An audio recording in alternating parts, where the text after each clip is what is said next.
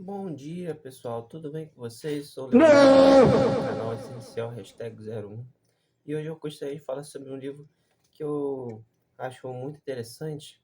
É uma distopia, mas é um livro muito bacana. Que é esse daqui, ó, Fahrenheit 451, do Ray Bradbury. Então, esse livro aqui é muito bom. Eu recomendo muito que você leia, se vocês tiverem a oportunidade, para tirar suas conclusões. E aí, hoje eu vou falar sobre esse livro. Vou falar sobre esse livro e vou tentar criar alguns outros paralelos com esse livro, né? Então, é basicamente uma sociedade utópica onde ter livros é crime, né? E o que acontece? O protagonista é o Guy Montag, ele é um bombeiro que queima livros. Simplesmente isso. E ele, muitas vezes, ele nem questionava se o livro, né? Não questiona o livro, não questiona as ações que ele estava fazendo. E aí, na história, o livro vai falar sobre uma garota chamada Clarice McLean, que de 17 anos, e vai perguntar: você é feliz? Você sabia que antigamente as pessoas olhavam para a lua quando aparecia? Você sabia que as pessoas olhavam para as estrelas?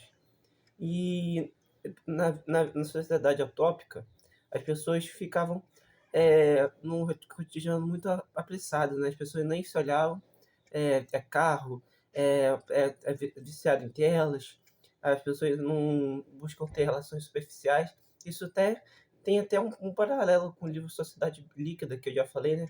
Que as relações ficam mais líquidas, mais superficiais, mais rasas, onde a cultura e o consumo são imediatistas, né? Então isso tudo é interessante, inclusive já até alguns paralelos eu já falei, né? E além disso, um ponto que eu gostaria de falar é que ela é o oposto da sociedade alienada e acelerada. Ela é flexível, ela é reflexiva, ela é curiosa, ela é cheia de vida, ela gosta de perguntar as coisas, ela gosta de viver. Ela gosta de observar as pessoas, gosta de observar a natureza. É tudo que a sociedade onde ela estava inserida não quer fazer, não quer fazer. Como se as pessoas não quisessem pensar, quisessem ver telas, quisessem ter relações mais líquidas mesmo, né? Então, como eu já falei bastante coisa. E no final das contas, falei sobre o Guy Montag. Ele encontra um ex-professor de inglês chamado Faber. E ele tem uma frase muito interessante que você não vai encontrar em lugar nenhum, eu acredito eu. Que não são os livros que você precisa, é o que está nos livros. Então ele quer dizer que o que estava nos livros é a magia no sentido de o sentimento que a pessoa estava escrevendo ali nos livros, a poesia, pode ser uma forma que o que a pessoa representa o que ela está sentindo, né? E nos livros você pode fazer isso, né? Então essa frase é muito poderosa mesmo. E esse professor Faber, voltando ao assunto, o professor Faber, ele vive com muito medo. Ele viu que a criminalização dos livros e ficou quieto. E aí, no final das contas, ele conhece o Capitão Betty, que ele é como se fosse a opinião intelectual, ele é como se fosse o sistema buscando censurar os livros, que fala citações boas, mas ele percebe que o poder do livro que pode causar infelicidade, pode causar confusão.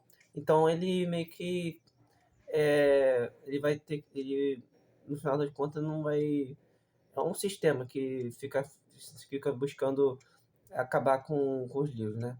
E no final das contas o Guy Montag ele mata o chefe Betty, vira foragido. Ele também ele mata com lança-chamas, inclusive. E ele começa a se sentir vazio, desconectado das coisas da sociedade quando eu falei sobre que a Clarice McLean ela queria suscitar dúvidas, queria que ele pensasse, ele viu que nele há algo de especial, né? E ele começa a esconder livros depois da reflexão da Clarice McLean e entra em crise existencial. Como eu já falei, mata o chefe Betty.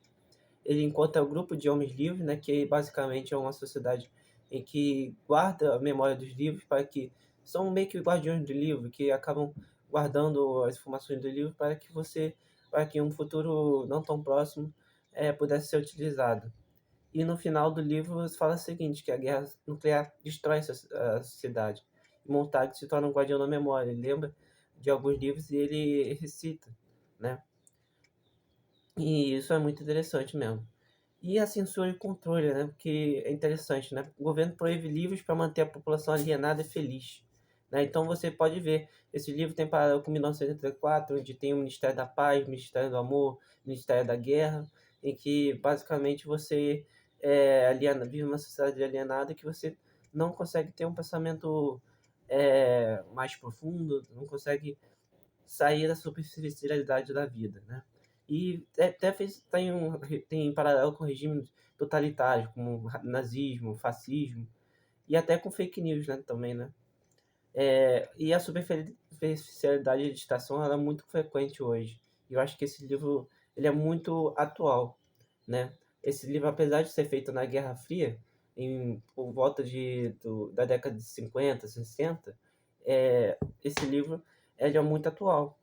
Eu acho que hoje em dia as pessoas não leem tanto, mas eu acredito que existam algumas pessoas que que buscam prazer da leitura e eu estou suscitando curiosidade e informação para que vocês possam aprender sobre esse livro, né? E a esposa de Montag fica entorpecida por telas, então basicamente a mulher é superficial, ela não tem muito pensamento crítico, não tem uma forma de buscar conhecer outras coisas, ela vive a vida assim, entendeu? E como eu já falei, que a superficialidade dá para linkar com o Bauman, né? Que eu já falei. E consequência da alienação, né? A guerra nuclear, ela representa o colapso inevitável.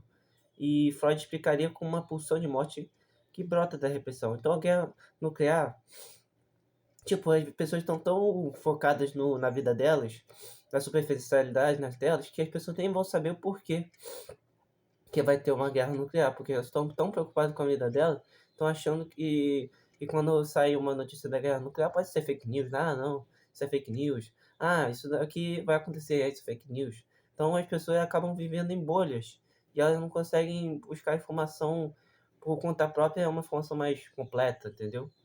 E a memória é a resistência, né? Os homens livres representam esperança, lembrar é resistir. Então, nessa sociedade, se você guardar a memória de livro, você está sendo meio que um herói do conhecimento, né? Fala da importância da cultura, da leitura e da consciência histórica, né? E tem alguns simbolismos fortes que eu gostaria de destacar. O fogo, que é a destruição versus iluminação, no começo é opressor e no fim vira renascimento. A Clarice é o símbolo de inocência, da liberdade de pensamento, então ela gosta de perguntar as coisas mais simples, ela acaba morrendo no livro, sendo atropelada, né? E depois nunca se soube mais o que aconteceu com ela.